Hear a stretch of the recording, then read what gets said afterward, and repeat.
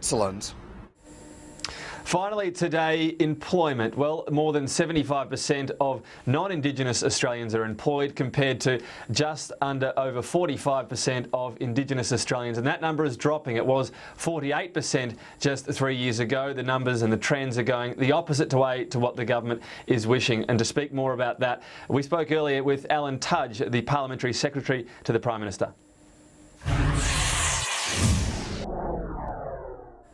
Well, Tudge, Indigenous employment overall has increased, but when it comes to the rate of employment, that's fallen. What's that as a result of? Is it the fact that there are not enough jobs specifically for Indigenous people or on offer for them, or is it a lack of training, meaning that they are adequately prepared for those jobs? Yeah, well, g'day, Tom. I released the figures today which showed that, unfortunately, the employment gap between Indigenous and non-Indigenous people actually widened over the last 5 years, and that breaks a trend of the previous 15 years where the employment gap was narrowing. Now, as you rightly pointed out, it's not because there's less people or fewer people actually in employment, it's just that the population growth is exceeding the jobs growth, which means that the gap is widening. Now, why has that occurred since 2008? The data is ambiguous on this, but what we suspect is that since 2008, with the economic slowdown, it's disproportionately impacted on Aboriginal people compared with non-Aboriginal people. And any reason behind that, why it would affect them more?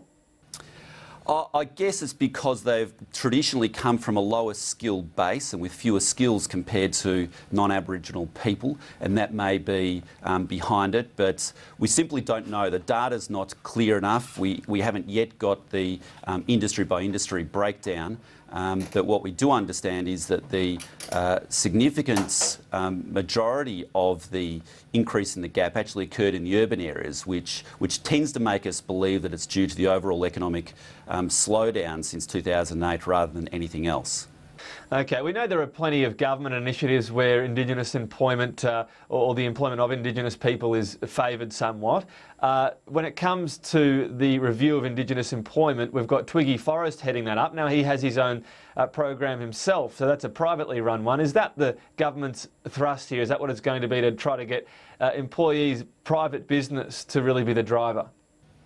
Well, as you said, we've got Twiggy Forrest who's heading up a review to take a holistic look at Indigenous employment and training programs. Now, one of the things which is working well is what's called the VTEC, which operates in the Pilbara in concert with Fortescue. Now, that's a mechanism whereby if people go into that training, they have a guaranteed job at the end, and it significantly breaks the trend from what is often known as training for training's sake, and particularly with Aboriginal people, where you'll often meet people who've got 10 certificates but no jobs. So we are certainly going to replicate some of those VTECs elsewhere in the country, and in fact we've announced $45 million already to do just that.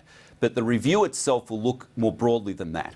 It's going to be looking at the welfare system and whether that's creating disincentives for people to work. It's looking at the education system. It's looking at the other training providers as well as the job network providers, which we don't believe is working for Indigenous people. So it's a holistic review. It will be reporting to us in April, and it will be very important in advising us and setting the policy framework going forward. And just finally, you write today that a tweak in policy is not enough to arrest this slide. What's on the table then? What could be a couple of more radical proposals, I suppose? Well, my point in saying that a tweak is not enough is that at the moment the Indigenous employment rate is at 46%, and that's declined from 48% from 6 years ago. Now, clearly, while Aboriginal people are only being employed at 46% rate, then we're not going to address the significant disadvantage that exists. So we have to do things markedly differently. Now, that involves looking at training, as I said, and having much more demand-driven training so that people know that when they do the training, there's a job at the other end. It is looking at welfare, to look at whether or not that's creating a disincentive for people, particularly in remote areas, to take up work. Housing will also come under the spotlight as well, and we've already had many submissions to the review that point out that housing is sometimes, the government housing programs can sometimes be a disincentive for people moving to take a job, because if they stay in their remote community, their family is likely to get a house for free or close to free, but if they leave their remote community for work, then they enter the expensive housing rental market. So we're taking a look at some of those things as well through this review process. Okay, well, Alan Tudge, thanks for your time today. Thanks very much, Tom.